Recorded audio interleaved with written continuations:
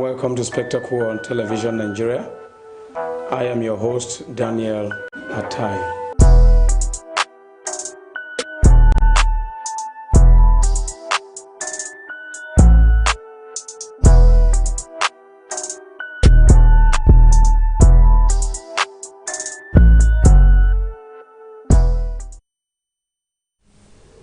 Edo crisis deepens as APC echelon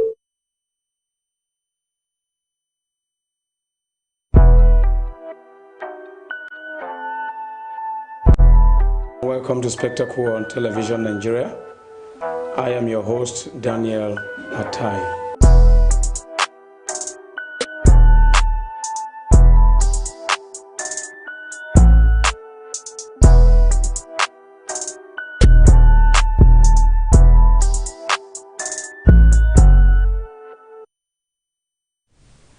Edo crisis deepens as APC echelon urges Obaseki to inaugurate 14 alienated lawmakers. Welcome to Peak Time Spectacle on Television Nigeria. I am Daniel Atai. We will still be looking on the Edo crisis as APC chieftain urges Obaseki to issue a proclamation on the Edo 14 alienated lawmakers. But please stay tuned. After this timeout, let's review again the video of Obaseki purchase of his intent form and his chances to victory without these 14 lawmakers. Nigerian states, legislature, judiciary, now independent as Buhari signs financial autonomy. Election, Buhari has assured me of his support, says Obaseki.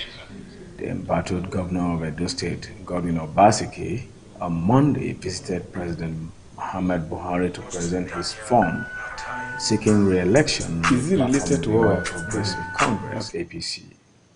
After the meeting, the governor told journalists that President Muhammad Buhari assured him of his support.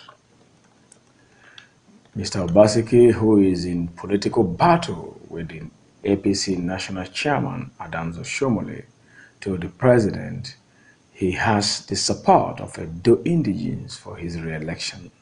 The visit to the president comes weeks ahead of the June 22nd APC governorship primary. Mr. Obaseki's main challenger for the APC ticket is Osagi Ize Iyamu, who is believed to have the backing of Mr. Oshomole, the national chairman of the APC. Mr. Obaseki said the purpose of the visit was essential of him to brief the president on his re-election bid. The visit to the president comes a day after Mr. Obaseki and 6 other APC governors visited party leader Bola Tinubu to seek his support. Mr. Tinubu, a national and influential leader of the APC, is a key ally of Mr. Oshomole and supported Oshomole when Oshomole was having some pressure to be removed as APC chairman. The president was quite warm, was quite welcoming when I showed him my special interest funds. He looked through it and attested to that he will not have to go through this again and wished me good luck and assured me of his support, Mr. Obaseki said. While speaking on his frosty relationship with Mr. Oshomole, he downplayed the possible threat Mr. Ize Iyamu portends to his chances at emerging the candidate of the party. We believe that because of a connection which we have created with our people, we have no doubt in our minds that we will win any elections, direct, indirect, or general elections in Edo State. The problem in Edo is not from within Edo, it is from outside. So I don't see the person I am contending or competing or contesting against. He is not in Edo, he is in Abuja. It is unfortunate the position he, Oshomole, has taken. I believe that he was misguided, well, not properly guided, and as governor and as governor, it is my responsibility to seek peace for my state and with all my citizens, the embattled governor said in a veiled remark at possibly seeking to make peace with his predecessor. Meanwhile, almost at the same time, the story of Mr. Obasiki's visit to the Aso Rock Villa broke. Sources at the APC National Secretariat in Abuja confirmed the arrival of some members of the party's progressive governors from the forum to meet the national chairman and members of the party National Working Committee. The purpose of the meeting has not been ascertained, but it is believed to be focused on the feud between Mr. Shomole and his mentee turned rival, Mr. Obaseki. Among the cited faces at the Secretariat were the Ondo State Governor, Rotimi Akeredolu, the Governor of Kebbi, Atiku Bagudu, the Governor of Lagos State, Babajide Sanwo-Olu, among others.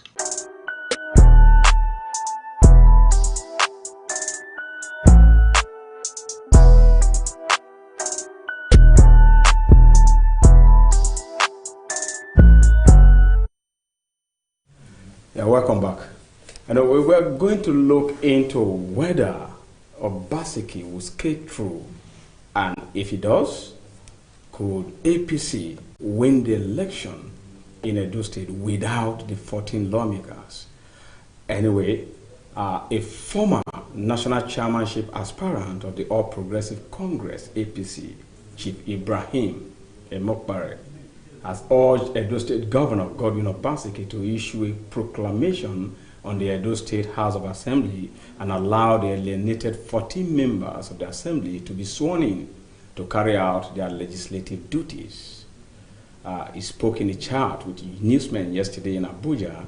Macquarie said the APC crisis in Edo would continue to fester as long as only a section of the Assembly continues to legislate on the affairs of the state. The APC chieftain regretted that for almost a year now, the oversight function in the state has been lacking because the state assembly was not properly inaugurated, as only 10 out of the 24 assembly members run the affairs of the state legislature. According to him, his action shows that is Obaseki's action shows that he has no regard for the constitution of the Nigeria and the constitution of the party, lamenting that 14 state constituencies have not been presented or represented in Edo State House of Assembly for almost a year now. And he observed that this situation may not earn the governor the second term ticket on the platform of the party. He urged Obaseki to turn a new leaf and work as a true party man, advising the governor to be ready to abide by the recommendations of the BC Akande Reconciliation Committee. Emekure also advised Obaseki and his supporters to be more circumspect and decorous while addressing party leaders in the state and at the national level. Now, I have with me in the studio my in-house analyst, Victor Tehimba, and Elvis. Mr. Elvis, you're welcome. Good evening. Good evening. Good evening. And Mr. Victor, this is Peak Time Spectacle. Yeah, and it's nice to be here. Thank you very much. Now, you've seen Obaseki has purchased his fund. He also has bragged that Mr. President is giving him his backing and that he would win the election, and that we have factors militating against him, supposing not only against him, against the All Progressive Congress too. In a state where you have 24 lawmakers and 14 of them were not inaugurated, you alienated them, and you want to run on the platform of that party, how would you say he could come out successful?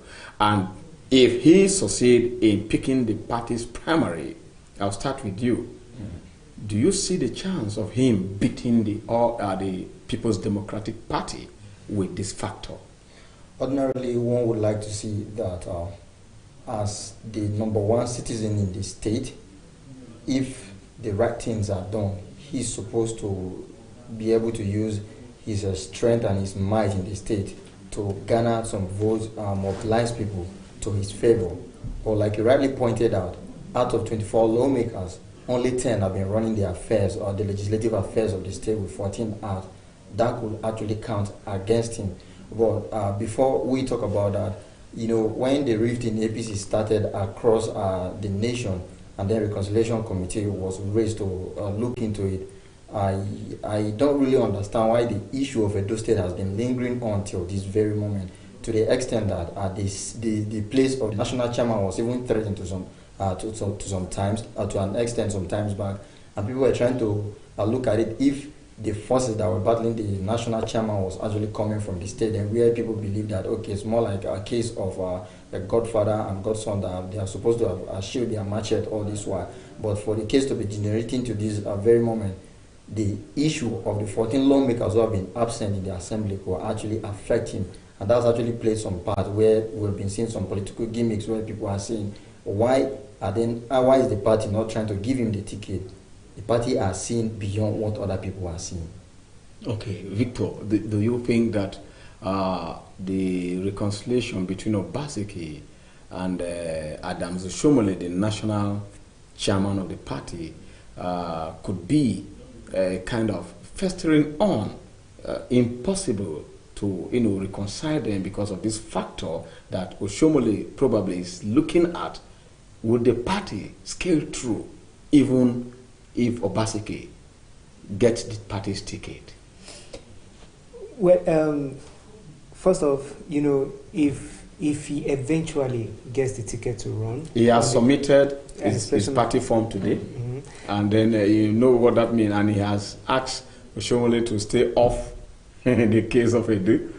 Well, so you see, like I was going to say, right? If he eventually gets the ticket to run as governor on the platform of the APC in the state, he has like already 40% chance of winning, simply for the fact that he's the incumbent, and that is not to mean that incumbents cannot lose elections. Incumbents can definitely lose election, but then we know this is basically in Nigeria. And then when we are also worried about 14 lawmakers not being part of it, let's understand, not to undermine the influence of these 14 lawmakers, but they have to understand that there's like 14 local governments. That's like 14 local government, but they have to understand that really what really makes a party in Nigeria is the party itself, its structures. Yes. So what if the governor is still in charge of the structures in this particular local government? So it means that these lawmakers, with their own personal, individual influence, might not really have that much say in the outcome of the election. If they decide to even campaign against him, but then the party structures within their local government, at what level down to the local government level, is within the control of the governor, it still plays in his favor. And then we're looking at the PDP. I don't know, but I don't know which other candidates can give the governor a run for his money. I think the most other potent candidate that might be an opponent is Pastor Eze Iyamu, and now he's also in the fold of the APC. Will he leave at the last minute back to the PDP? And if he leaves back to the PDP, will the national chairman go with him there to go and campaign for him, knowing very well that he's the national chairman of APC? So the battle at this point in time is to make sure that the man doesn't get the APC ticket. But then we should also have to understand that most of this tension, why you put the blames across every